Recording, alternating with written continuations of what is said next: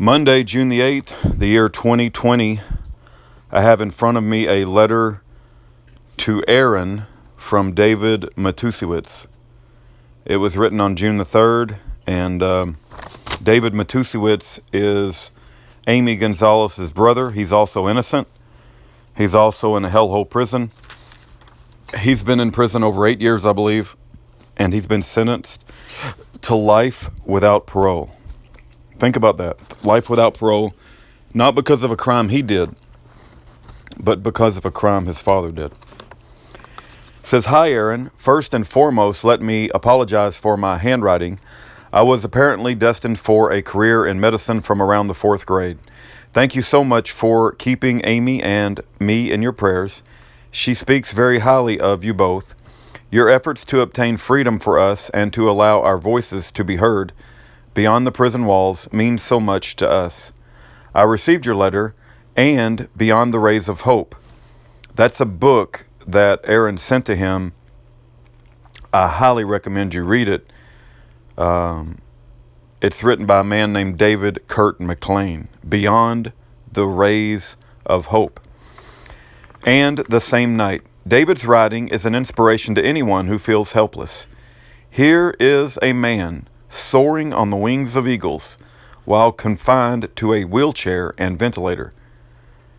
I think it was more like a bed. I think it was bedridden. "How can any of the rest of us complain about anything?" I especially resonated with his quote. "It is encouraging to know at some point in time in the future that the stand you made for Christ and every tear you cried and every difficult situation that you faced and every wound you suffered in your spiritual battle will eventually be revealed as an eternal reward." David's words bring to mind one of my favorite Bible verses in Romans 8:18. Maybe it's a David thing. "Our facility has been locked down since 3/31, and now as of 6/1, we're only out of our cells every 3 days for showers, hence the written letter. I was unable to add your contact email to the CoreLink system. The system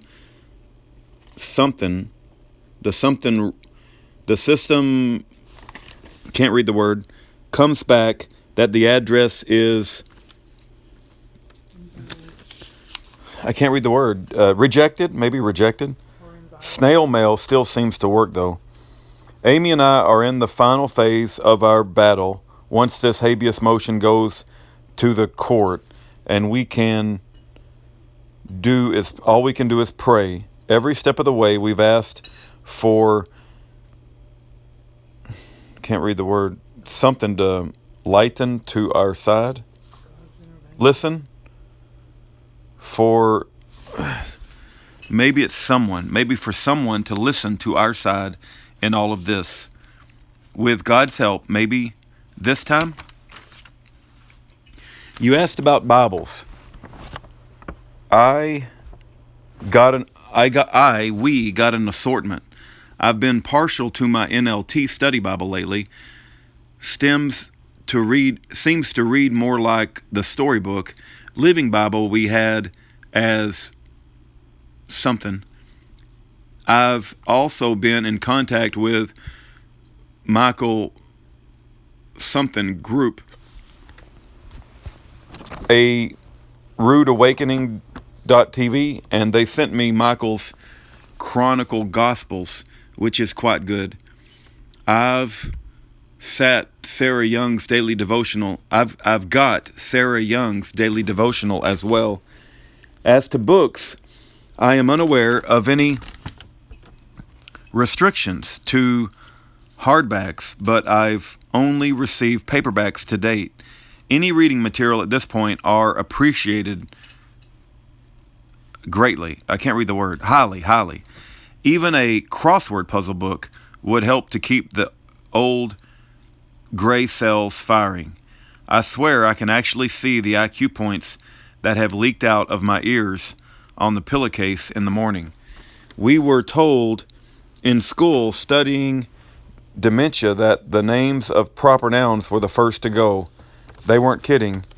Anyway, I also both strong in our faith.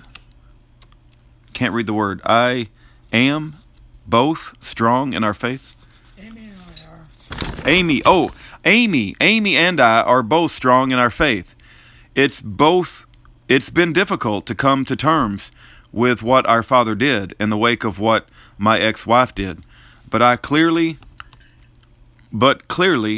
God has a plan for all of this. Amy and I pray for the daughters God blessed us with. They're going to be much explanation to do someday. Keep something in your prayers. Keep me, maybe, in your prayers as we do the same for you. God bless you. Keep us in your prayers as we do the same for you. God bless you for all this you do. Yours in Christ, David. I hope the world gets back to normal shortly, so I'll be allowed to type again. Yes, his handwriting's a little rough, but keep in mind he was an optometrist. All right, that's David Matusiewicz, Amy Gonzalez's brother. I believe that Amy and David are both innocent, and it is a tremendous travesty of justice that they're both in prison. I pray you write them a letter, let them know that you care about them and love them. Thank you for your time.